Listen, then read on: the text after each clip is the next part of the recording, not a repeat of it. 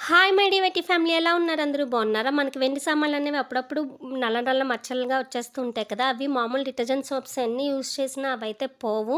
ఇప్పుడైతే silver items wash చేయడానికంటూ సెపరేట్‌గా లిక్విడ్స్ అండ్ డిటర్జెంట్ పౌడర్స్ వచ్చుండొచ్చు. బట్ నేను చెప్పే ఈ విధంగా అయితే ఒకసారి తోమి చూడండి. మీరే ఆశ్చర్యపోతారు. అలా మెరుస్తాయి ఆ వెండి సామాన్లనేవి.